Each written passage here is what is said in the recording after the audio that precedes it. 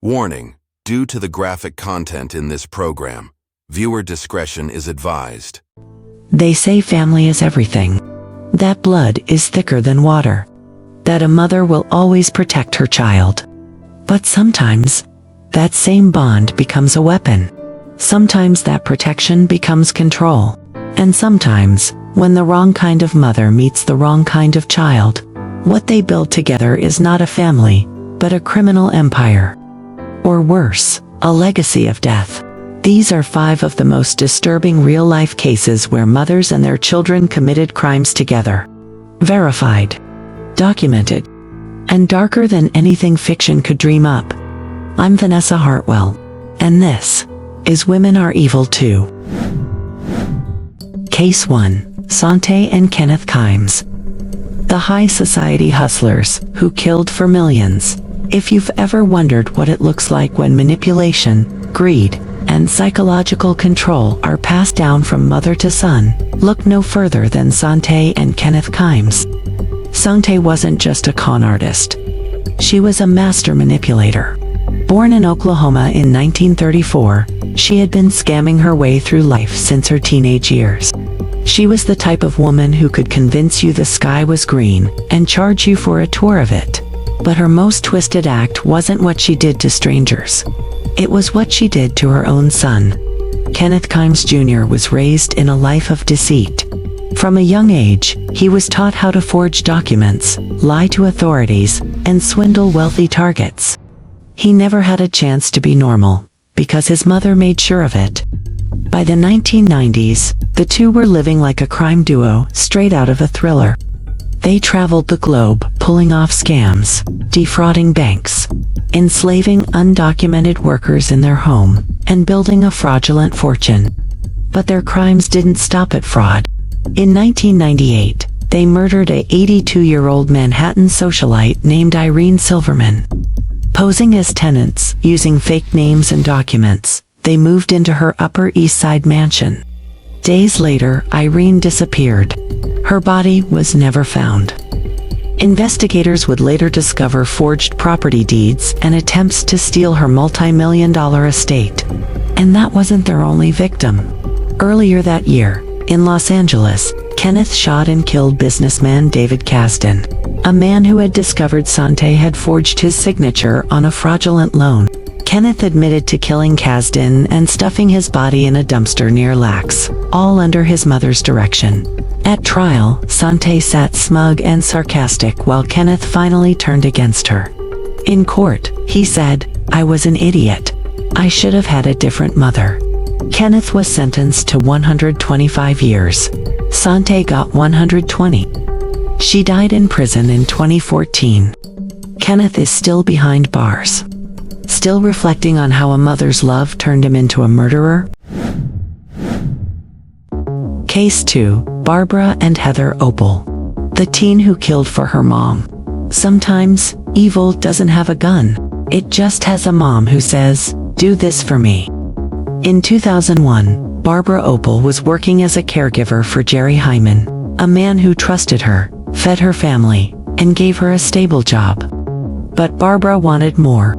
Specifically, the $40,000 she believed he had saved up. She could have quit. She could have stolen. But instead, Barbara asked her 14-year-old daughter, Heather, to kill him. Heather wasn't just a participant. She became the recruiter.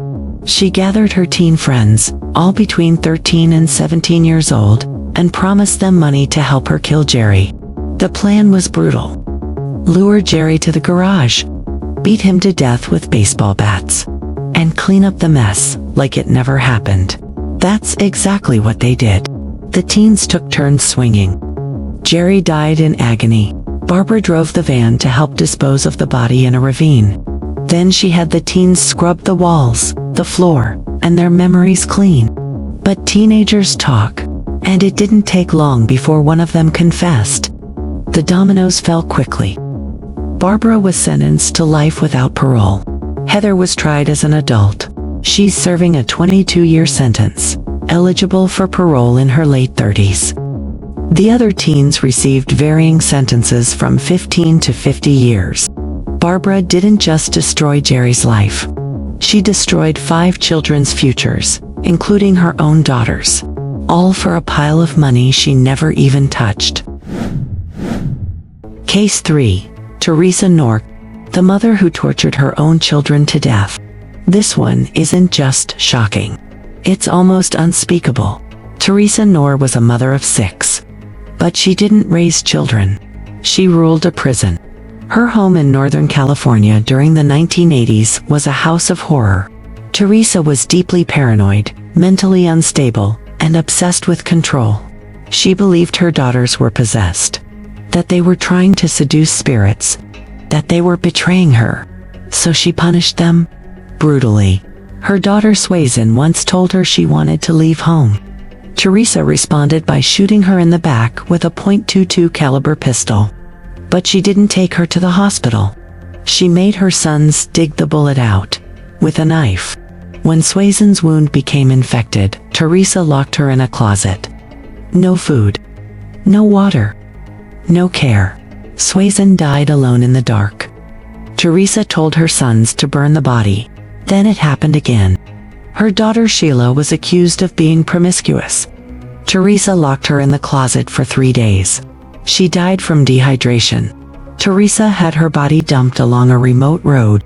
The smell of death was so bad, police found her quickly, but she remained a Jane Doe for years. In 1993, nearly a decade later, the youngest daughter Terry escaped. She went to police. She told everything. Teresa was arrested and pled guilty. She received 2 life sentences, no parole.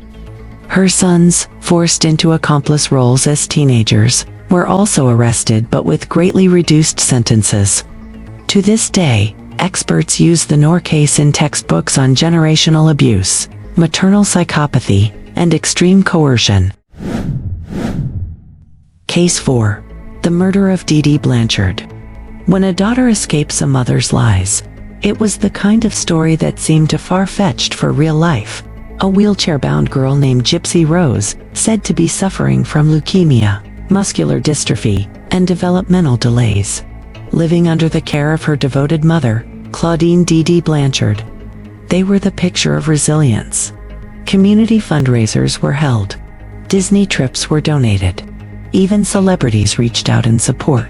But behind that soft pink exterior of a single mother's love was one of the most disturbing examples of medical child abuse ever recorded. Dee Dee wasn't just lying to the public. She was manipulating her daughter, too. For years, Dee Dee forced Gypsy to undergo unnecessary surgeries, take medications she didn't need, and live a life completely controlled and infantilized. Dee Dee shaved Gypsy's head to make her look like a cancer patient. She told everyone Gypsy had the mind of a 7-year-old, though she was fully capable of reading, writing, and critical thought. This wasn't just about faking illness for attention. This was Munchausen syndrome by proxy, a severe psychological disorder where a caregiver fabricates or induces illness in a child to gain sympathy, power, and control. As Gypsy got older, she realized the truth. She could walk. She wasn't dying. Her mother had lied to her for years. But Gypsy didn't just pack a bag and leave. She had no ID, no access to money, and had been isolated from the world. So she turned to the only person she thought could help. Met online, Nicholas Godechon. He had his own mental health issues, including autism, and a history of violent fantasies. Together, they plotted what they thought was an escape plan. On June 14, 2015, Nicholas traveled from Wisconsin to Missouri. Gypsy led him into the house while Dee Dee was asleep. He walked into the bedroom and stabbed Dee Dee 17 times. Gypsy waited in the bathroom, covering her ears. Afterward, the couple fled to Wisconsin, where they were arrested days later. Authorities found Dee Dee's body in her bed, decomposing, with a Facebook post on their shared account that read, "That bitch is dead." What followed was a media circus. The sickly child people had been helping for years was suddenly walking into court healthy, articulate, and deeply traumatized. It was like watching a prisoner come out of a cell they didn't know they were in.